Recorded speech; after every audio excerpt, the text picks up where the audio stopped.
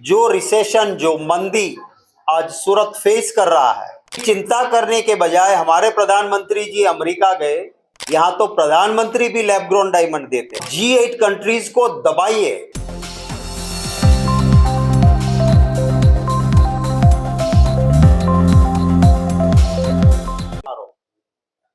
तो આવતા દિવસોમાં હીરા ઉદ્યોગને તકલીફ થશે। આપણા વડાપ્રધાન શ્રી અમેરિકા ગયા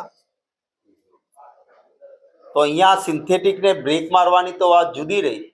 લેબ ગ્રોન ડાયમંડ એટલે કે સિન્થેટિક ડાયમંડ, લેબોરેટરીમાં બનેલો હીરો, એ અમેરિકાના રાષ્ટ્રપતિના પત્નીને એ ભેટ આપીને આવ્યા। પરિણામે એક છાપ ઊભી થઈ કે હિન્દુસ્તાનમાં ડુપ્લિકેટ લેબ ગ્રોન ડાયમંડ નું હબ થવા માંડ્યું છે। આના કારણે આપણા હીરાને શંકાની નજરે જોવાનો થયો। લેબ ગ્રોન ડાયમંડ સામાન્ય પરીક્ષણમાંથી પસાર થાય તો ખબર ના પડે કે લેબ ગ્રોન છે કે ઓરિજિનલ છે। એના જે સાયન્ટિફિક લેબોરેટરીના ટેસ્ટ ખૂબ મોંઘા થાય અને આપણા હીરાઓને એમાંથી પસાર થવાનું થયું એ મંદીનું એક કારણ છે। બીજું મંદીનું કારણ છે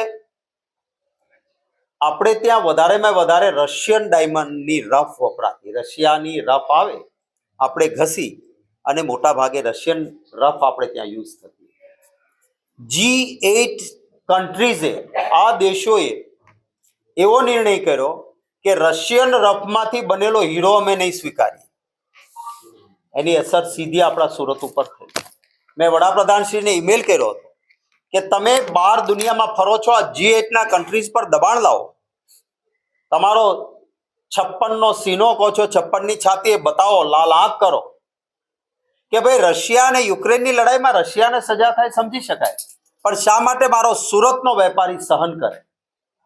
G8 કન્ટ્રીઝ રશિયન રફમાંથી સુરતમાં બનેલો હીરો ન સ્વીકારે તો સૌથી મોટી માર્કેટ ઉપર અસર થશે અને એનો ભોગ આપણા સુરતના ઉદ્યોગને બનવું પડશે। અમેરિકા જતા હતા હમણાં છેલ્લે, ત્યારે પણ મેં એમને ઈમેલ કરી હતી કે તમે જાઓ છો અમેરિકા, દબાણ કરો અમેરિકા ઉપર કે ભાઈ આ G8 કન્ટ્રીઝનો નિર્ણય ખોટો છે। ક્યાંયથી પણ રફ લાવીને સુરતમાં હીરો બન્યો છે એને સ્વીકારાય એ પ્રકારનો નિર્ણય કરાવો। મને દુઃખ છે કે નિર્ણય નથી થઈ શકે। આપણા ગુજરાતમાં જે રીતે ડ્રગ્સનું ચલણ વધ્યું છે, એપી સેન્ટર બન્યું, ખાસ કરીને સુરતમાં ESI ના જે લાભાર્થીઓ છે એ લગભગ 6 લાખની આસપાસ લાભાર્થીઓ છે। અને આ ESI યોજના એટલા માટે જ લાવવામાં આવી હતી કે જે પણ કામદારો છે એને તકલીફના સમયમાં વીમાનું કવચ મળે અને એને તકલીફના સમયમાં આર્થિક રીતે સહારો અને સથવારો મળે। આ સુરતના ઇન્ડસ્ટ્રીયલ એરિયામાંથી દર મહિને 10 થી 15 કરોડ રૂપિયા ESI માં કપાત તરીકે જમા થાય છે। આ છેલ્લા 5 વર્ષની સરાસરી જોઈએ તો 10 થી 15 કરોડ રૂપિયા દર મહિને જમા થાય। અને તેમ છતાં આ સુરત જેવા શહેરમાં કામદારોના આરોગ્યની ચિંતા કરીને જે હોસ્પિટલની વ્યવસ્થા હોવી જોઈએ એ ESI ની યોગ્ય સુવિધાવાળી હોસ્પિટલ કાર્યરત નથી। સાથે સાથે જેમ મેં પહેલા કીધું 3 લાખ રત્ન કલાકારો નોંધાયેલા છે, પણ 10 લાખ કરતા વધારે કામ કરે છે। એમાં જ્યારે મોટા પ્રમાણમાં મંદી આવી હોય, મોટા પ્રમાણમાં રત્ન કલાકારો આજે બેરોજગાર બન્યા હોય, કારખાના બંધ થતા હોય, કામના કલાકો ઘટ્યા હોય, એમની છટણી કરવામાં આવતી હોય, ત્યારે એમના રક્ષણ માટે દેશમાં જ્યારે કોંગ્રેસના નેતૃત્વવાળી UPA સરકાર હતી ત્યારે 2005માં રાજીવ ગાંધી શ્રમિક કલ્યાણ યોજના શરૂ કરવામાં આવી હતી।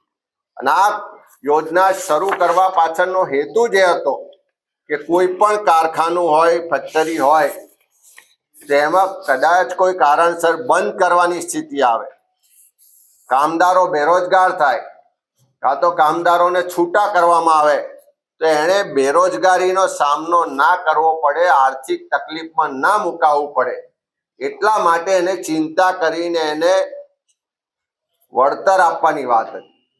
આ રાજીવ ગાંધી શ્રમિક કલ્યાણ યોજનામાં જે સુધારાનો છેલ્લો પરિપત્ર થયો એ 2016માં 6/9/2016 16માં જે સુધારો કરવામાં આવ્યો અને કામદારોની ચિંતા કરીને એમાં કહેવામાં આવ્યું કે કોઈ પણ કામદાર પોતાની નોકરી ગુમાવે, બેરોજગાર બને, તો એને જે છેલ્લો પગાર મળતો હશે પગારના ધોરણે પહેલા 1 વર્ષ માટે પગારના 50% રકમ એને બેરોજગારી ભથ્થા તરીકે મળવાપાત્ર છે અને 1 વર્ષ પછી બીજું 1 વર્ષ એનો છેલ્લો પગાર હશે એમાંથી 25% રકમ બેરોજગારી ભથ્થું મળવા માટે એન્ટાઇટલ છે. જ્યારે કેન્દ્રમાં યુપીએ સરકાર વખતની આ યોજના કાર્યરત હોય.